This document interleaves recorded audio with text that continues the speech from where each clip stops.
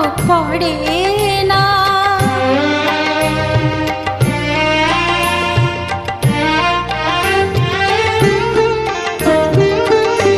দেখে যার পায়ের শোভা, পা নয় তো সে